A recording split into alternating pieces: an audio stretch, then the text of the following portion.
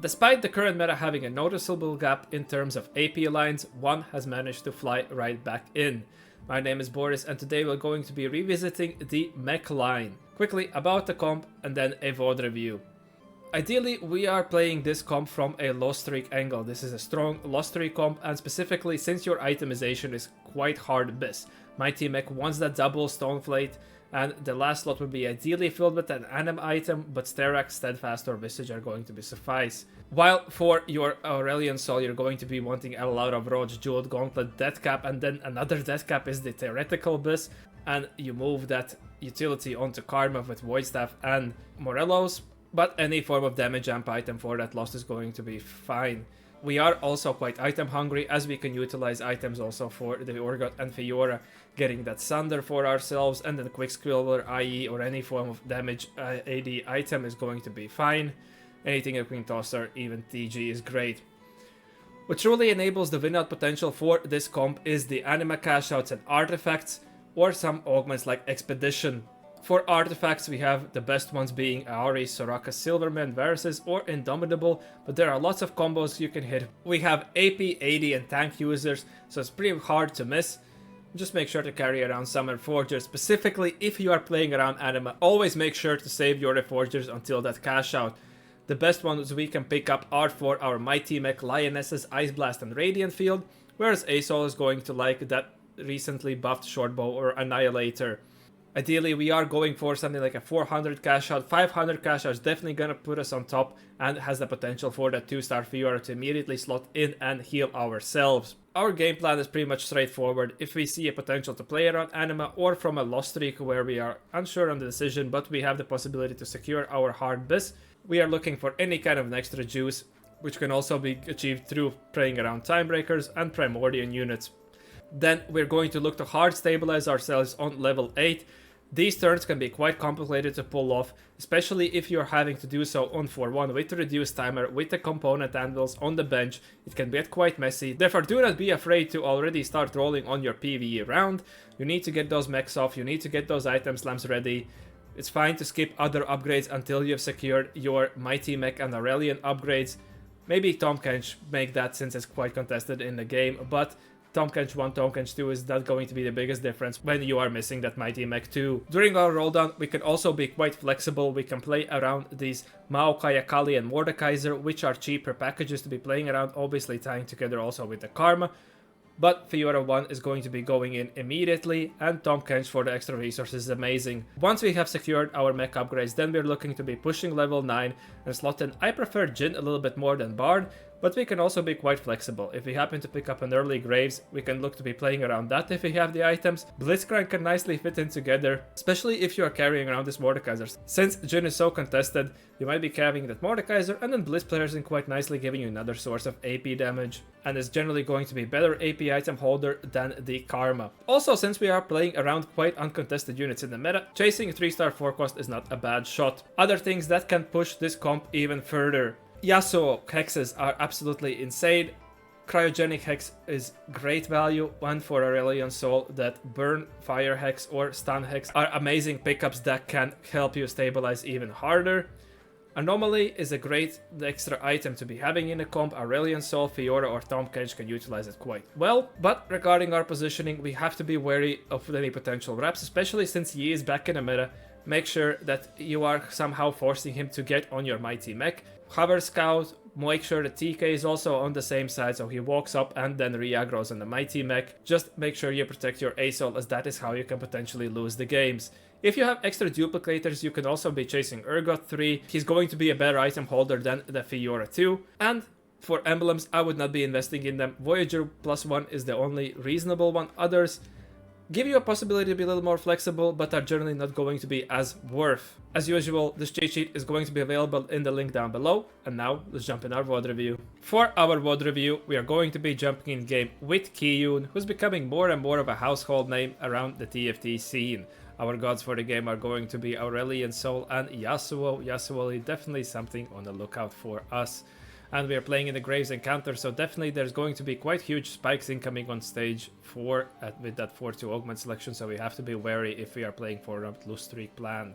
We immediately pick up an MF, and MF is a comp that I believe should be on everyone's radar in this patch. It's definitely one of those comps where if you feel like you have no direction, but you have these 80 items, you maybe slam the Rage Blade for your Gnar, but that can't work out, and you identify that either Ornn or Maokai are available as a tanks to reroll for, she can definitely secure quite a few top 4 placements from spots where you seemingly did not have other options to play for. And if you hit something like a Dawn Court, she can go absolutely crazy. And definitely also win out potential. We are starting in a gold start, but didn't opt to make 10. Our slam would be a Striker's Flail, which is something we're not too excited to be slamming as a first item if we do not have that guarantee for another crit item, obviously your IE or your JG. We have the Aurora, and the Briar already picked up, so we have a potential to play for Anima. Definitely on the lookout if we find that Jinx. Samira is something we could be also holding on to with these components. Perhaps not the easiest transition. Otherwise, we do not have a clear direction, but we also have potential to be playing around these Primordial units. Do not seem to be having the strongest of the openers available for ourselves. Our augment selection, we see the Blood Offering there. That is an augment that simply Bleety is quite bad in the set. We do not have a holder for it right now, and it just doesn't cap around. If you slam a BT, you're probably playing into something like Riven, but then you cannot utilize a couple of these. Marauders do not like the BT. Electro Charge, a combat augment, we do not have frontline. If you're able to full streak with this, it's alright. Play into your like 4 Vanguards, 4 Bastions, 4 Brawlers, some kind of thing that you can cook up. Otherwise, I do not like combat. Heroic Grab Bag is our econ option. Allows us to play for this potential reroll out right here. We have quite a few options. We can just look at what we are able to hit. Tour of the Galaxy. Yeah,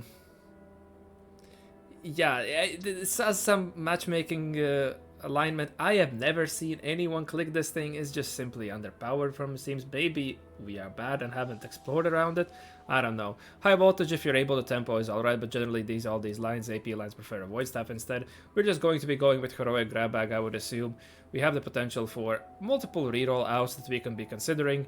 Gives us that extra gold influx, that which is quite nice. Just play for this low streak plan and then look what line is open for ourselves. Should be also making 10 here, I would imagine. Most likely selling off the Talon and... well, we have a Chop pair, so I wouldn't be too excited about that. We queue into Darth Noob here, playing around the Anima already. And we are going to be ruining his life right away, since he has that Briar too. Well, unlucky for you, World Champ. We did not even make our decisions fully, and we managed to outsack you already. Now, seeing that there's a 2 tanky player, that means that 2 tanky still mostly played into that Samira line, and we find our Jinx, so we're able to definitely play for Anima right here, holding on to most likely the Primordial units and selling off to make 20 here. Yeah, I do not want to be holding on to this Briar 2, I do not want to be making Briar 2 accidentally. We queued into Darth Noob, which is absolutely amazing for ourselves, as he's the one who would be most likely to contest our open streak, especially since he has that Ilawi. He would be having a little bit of a less damage if he managed to downgrade to that Briar 1. We opted to make the Cho'Gath though. Like, this is the thing that you always have to be wary of. We have to be meticulously scouting the lobby, seeing there is another weak player here, so we probably do not want to be playing this Cho'Gath. Going to opt to sell just to drop down to 3 units for that reason, and we queue into him right away, so our matchmaking has been amazing for ourselves right now. Definitely cannot expect something like a full open on ourselves on 2-5, I would imagine right now, 2-6. The thing is that we do want to be killing units, right? Ideally with this Anima, we're going for 400 or 500 cash out. 500 cash out puts it in the prime win out position. 400 cash out gives it the possibility of having 2 rolls at these Anima icons, which are absolutely insane for ourselves. We get offered Storm Hex. From these Anima open spots, this is where I like playing into this mech line. Whenever I find Anima, this is the angle I'm going for. And Storm Hex is insane on Aurelian Soul, since he's able to pretty much stun the whole board. And later on you can even put in Jhin. If you find Jhin too, it is going to work the same way. Otherwise, yeah, these are the great holders of it. Trade Quest, we here have no option to completing it. Otherwise, the emblem is obviously amazing for general lines, since the Space Grove just offers so much possibility. If we are already thinking of back of our minds for playing for this mech line, we're definitely picking up a Cloak here. The thing is, we do have these duplicators, which is that awkward, but he's mapping out the mech line. Alright, we're mapping it out right away. Duplicators just an extra econ that we managed to use. Otherwise, from this kind of a spot, you could also be considering, for example, Anima reroll I've seen succeed. You go for the Aurora, Victor, and Ilaoi.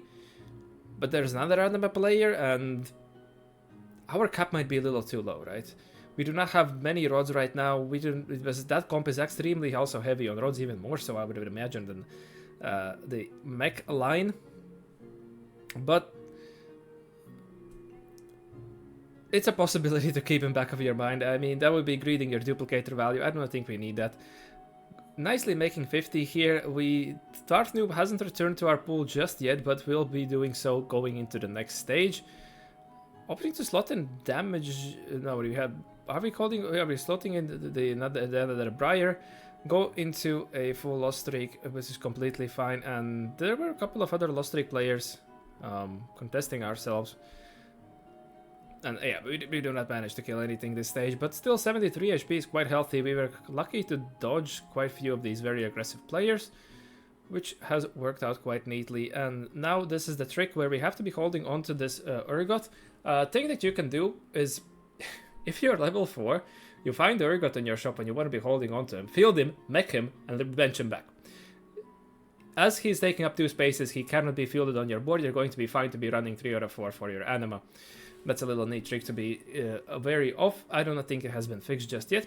Now we're just on the lookout for Darth Noob. Every other player should be start considering playing real boards, and we see that Darth Noob is playing something, so perhaps, yeah, we're just going to be giving up on the Urgot. Our anima is more valuable than a single star copy of Urgot, even though we have the potential for chasing Urgot 3 this game. We can just use these duplicators for, you know, extra gold again. It's completely fine, and our gold situation is absolutely amazing here. Already 70 gold at level 5 on 3-1. But this is going to become a bit of a contest between who can outsack who. 2 players who are known for possibilities playing for winouts are going to be competing, so we just have to hope that Darth Noob is not pivoting exactly into our line either. For our next selection, Seraphim Staff is an augment that I'm not too excited about. We could be considering potentially leaning more into Cognitive Overload. Cybernetic Uplink is something that we cannot take as ASOL. Well, the mana general ASOL is alright, but you do not really need it. He does not gain on-hit effects from something like an Asher's or Spear of Shojin, and he's designed to not having that extra mana gen, right? In the mech form, that is. But perhaps since we want the item, Seraphim Staff might be our best bet here, right? Either recon situation is fine, but more econ is alright. However, I think that we are low on items. We have a couple of anvils, we have 3 components here, so Seraphim Staff is something that we might be defaulting onto. We immediately find Salvage Bin, which is even better. Gives the 3 component value for ourselves. Amazing for your tempo spots if you want to be playing around it. Ideally even on 2-1 Pilfer, we're not going to be killing anything. This is quite delayed value. You require a strong board to be killing whenever they moved it to 3-2, and then you're going to be cashing this quite late either way, and it's not my favorite augment. But it's an option you can consider. He's definitely considering this taking the Cognitive Overload though. Considering that if we might be contested, we definitely won't be having this extra econ. Unless we manage to preserve lives, we're on an angle where we might be having to roll also during PvE rounds, so extra econ can be quite strong for ourselves. Going to be bypassing our exiles required makes this positioning with the mech units quite a little bit awkward, especially since you want that mighty mech to be required picking up all the aggro, and with the meta Bertie, this can open you potentially for wraps, so it's also hard to be playing around right there. So we're just going to be going with the Salvage Bit, and very nice to hit Bramble Vest here. We wanted those chain items. This is why you do not pop your anvils unless it's necessary. We can immediately start making that stone plate on our bench, not going to be slamming it. Still have to be into open sack as Darth Noob is not letting in. He's also going to try to chase that anima cash out, even though a turn delayed. His augment requires him to also be playing for it. We have to be on lookout for what his items pickups are going to be. We are even hiding here. We're selling off the units as we have this Aurora in our shop. Now, the thing is, if we Kiyoon this Warpath player, we're just feeding him absolute misery. Going for this position. Okay, this is... You can see both players try to go for this. This is the tech, right? If one is positioning you in the corner, put a unit here on this hex right here. And then now this is becoming a true 50-50. Who is going to outsack who? It's looking worse for ourselves, but his Aurora might be closer to the cast, and it goes off before ourselves, and we are able to win the 50-50. Darth Noob game is ruined. We are on the verge, and we can finally start playing potential board. Acceleration Hex. We have a Hex already for ASOL. do not really need the extra power. We're not on the angle to be having enough items for this Urgot to maximally spike. We can pick up more econ. Just take the Starry Night. 10 gold is going to be completely fine. Immediately find Tom Kench and we queued into the Dark Limb, so we're completely fine to be playing this. Our cash out is going to be coming immediately on time for our 4-2 roll down, and it has a rod on it. Stars are starting to align for ourselves. We are in a great spot if we're able to execute this turn, as the roll down turns can definitely with these mech units become quite hard. This is why I sometimes index. Unless you are very confident in your abilities, rolling on the PV round of stage 3 with even 2 lives from these anima spots, just taking a cash out and making sure you get all the mechs off, making sure you get everything off that you can possibly get is completely fine. And since we have that salvage bin, we are also fine to be starting to put our items on. Just with a salvage bin, these turns become even harder. There were numerous times throughout my history in TFT when I went fast 9 with a salvage bin, and then you're just spazzing out there trying to make all the items that you need to. It's very difficult, but that is why we're looking at the best players here who can execute them, who are willing to put in the time and practice to do so. Going to be slamming our items on Riven, as she's the more potential damage carrier to be killing anything. Kill off 1 unit. I mean, 1 life is 1 life, but we're dropping down to 19 lives here. We are very close to the 500 cash out. If I know Kiyoon, I know that he's probably going to be pushing this to the limit. Our options here are Guiding Hex and Echoing Blades, which are also bad. It does come with the Reforger, but I am not too excited. We have too high of a chance of just simply missing. We could be utilizing this PV turn now to also be dropping our, for example, the Hex. We definitely want to be sorting out our items. Our 4-2 turn is going to be absolutely massive one that we want to be sorting out. We're holding on to that Velvet for a potential Marauder, I would assume. Going to be pre-leveling here most likely as well. Putting that Hex in the middle, that's an interesting choice. Most players opt to go for that Acel here in that corner, but perhaps in the middle it offers more possibilities. Going to be sorting out a second Stone Plate. Looking for the perfect itemization for our Acel coming up. We are pumping levels, pre-leveling here. Also a thing to note, for your level 8. You're fine to be dropping to 40 gold interest for that pre-level. It's pretty much only level in game that's worthwhile to be doing so, if you're playing obviously for your far cost comp. But we are going to be good on econ here, dropping all the way to 5 HP and the 500 cash outs coming in. One of them is the potential for the Fiora 2, but our augment selection now, the whole lobby is going to be most likely power spiking, especially those in position to be taking combat augments. Retribution, this set no one really likes Hodge. This is generally good unless I'm like an assassin type units. We do not really have those in the set. Hodge is just not a great item. Giant Mighty, we are not running many units. This is not going to be gaining that much value, even though it might seem appealing to pump up your Mighty mech. Something like Bastion, Vanguard, Frontlines, this might be alright, but not for us. Commerce Core, we have a lot of gold. We are going to be fine. This is going to drastically reduce our cap if we use this prismatic pick at econ, and we have potential to lose out. Since generally our unit should be uncontested, we should not be taking this. Earth, we have no use of the spatula right now. Voyager Emblem, somehow perhaps we could force it, but I don't think we have the components to be gambling there. Just simply new recruit for another flex slot, since we have so many of those, is going to be fine. We're going to be picking that up, and we get that Fiora 2 cash out. Now we're going to be rolling. We have that also many units to sell, so we're quite rich. We're fine to be making some upgrades if we go along the way. We have those duplicators, so we have potential to be holding on to the extra Urgots. We have more Urgots split on, but we need to get these mechs off from on our Mikey mech and on our Urgot. We definitely need to get those off. Get them off in the last second. Find that also too in the last second. It's amazing to come together. Now just the item slams coming through. Queuing into Nami 1. Pretty much 1-star board. Amazing. This guy is giving us a free turn with his Warpath. Does not seem it worked out for him. Picked up Call to Chaos. Did not manage to find a way to stabilize. But it seems that Darth Noob is also playing into this line, so we have been blessed to be able to hit our units, even though we had to dig deep. As you can see, we only made that Tom Kench 2 along the way, since he's also so contested. Do not need to be picking up anything else until we get there. Now we have the possibility also to be slamming this Morello onto this Karma, and our anima item weapons have worked out amazingly despite not having a Reforger. Opting to go for a Crown Guard instead of a Morello's. That's alright. I mean, we have the salvage bin to salvage the items. Perhaps they're simply valuing having these extra items onto this Fiora 2 as a potential for our just making the strongest board. That might be a good read. I am not 100% myself. Roll quest, something if you're in the position to roll, if you're playing a reroll, this is amazing, for example. But Cryogenic Hex is insane for this mech unit. Since TFT has pretty much evolved to having one super tank, just inclusion of this Hex, I don't know myself, it's insane. For our last component, we have that chain open rod that you have to do some math here. I don't even know. We're just picking up the Bard, so we have the Bard. I assume. Get the Even Shroud sorted out. We're doing some physical damage. We have that Fiora. We have the potential for an Urgot 3.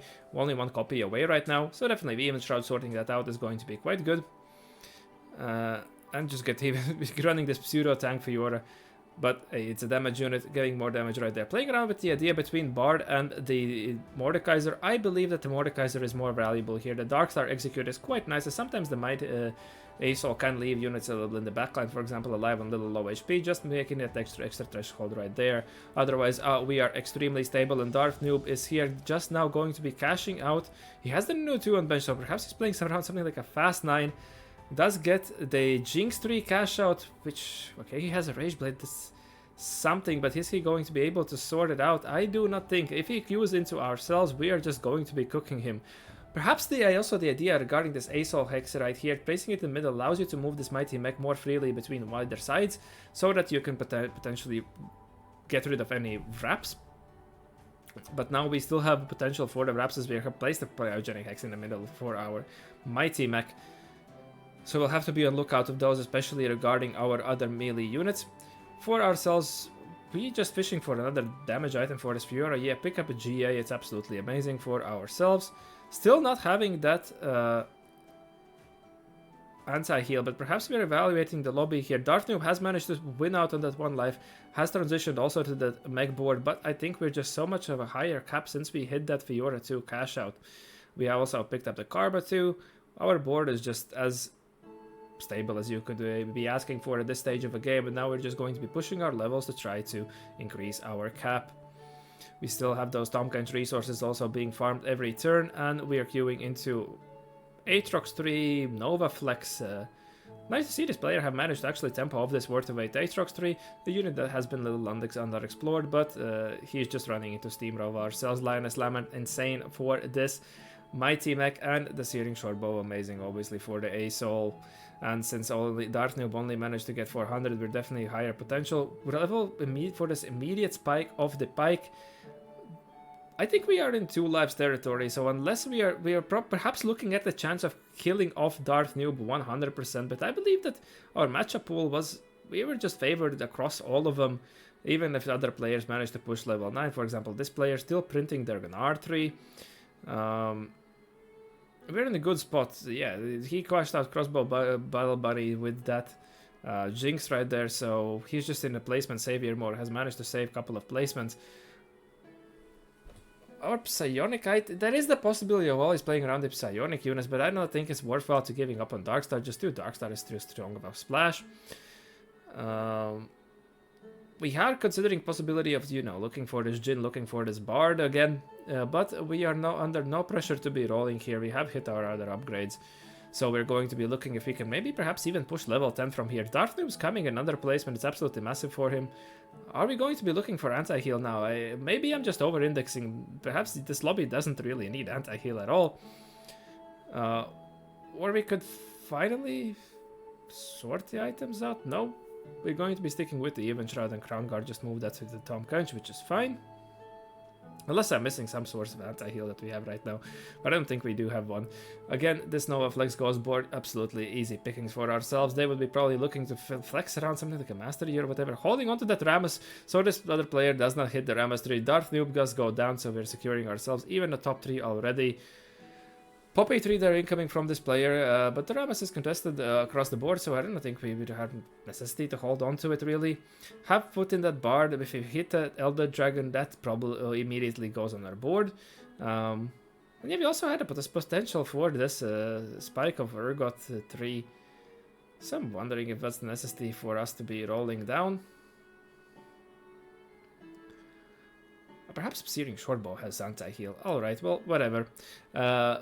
I forget regarding the exact items that we don't get to play around as much. We have picked up a Blitz player, which is another flex spot that you could be playing into if you wanted over this Bard, but going to be putting in here, putting some item on the Bard that we can freely get, perhaps the chance to him to be getting that Elder Dragon, but it's not going to work out. Get that Urgot so we can spawn in the Urgot 3, transition our items there if we wanted to. Looking for last option here. I do not like the idea of itemizing Karma even furthermore, so just going to be grabbing something for this Urgot 3. We can move the Even Shroud, yeah, onto the Storm Kench, and now we have a very strong board.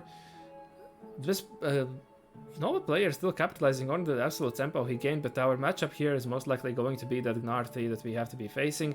Making our way to level 10, fine. Graves is going to be too late for Graves, just slot in the Blitzcrank, it's completely fine. Do not even see a single Jhin, so this Mordekaiser is going to be along for ourselves for the rest of the ride, it seems. Now into the position, but our positioning is locked. We just have to see if we have the potential of minimizing this Gnar's sniper value. That's why we have that Tahm Kench right on there. But we're going. They have hit the Bard too, so definitely have reached high Kai of a cap. This Rammus is an absolute unit whenever he gets that extra meep. If they make their way to Jhin 2, that could be quite scary. But we pick up a Blitz too, that's another potential, and continuously holding onto this one Rammus just to prevent any kind of scams as he's trying to print one. But this Blitz now with the Crown Guard, which is also quite decent of an item on him, and is going to apply the Voice Staff quite nicely, getting the maximum power, able to deal with this Rammus, knocked him back, even further reduce the sniper value, and we're going to be absolutely surely going out for this win out right now. Last round coming up for ourselves. And yeah, since we passed it on the red buff, I just guessed that the Shearing Sword buff does have anti-heal, and I just have missed that myself. So last fight, nothing improving regarding our board. Since we have that Blitz, we are fine to be keeping 2 Vanguard. Did not even find a Jhin. They did make that to the Jhin 2, but the itemization is how it is. Blitz makes it to the backline already. Sniper value completely reduced, and we're just able to run out and complete over our win out. Great game played by Kiyoon, little matchmaking blessing at the start, getting into that Darth noob and then being able to outsack him and win that 50-50, but from there our roll down was perfect. We did not look for any other stray upgrades, we were very locked in with what we were loading for, which is fine to do when you have that much gold. Focused in, got there for the win out, and just simply cruised it out there through great itemization and the mistake that I would have spotted regarding the anti-heal. I would like to thank you for watching. I hope that you learned something new. The cheat sheet is going to be available in the link down below, and I hope to see you in the next one. Have a good one.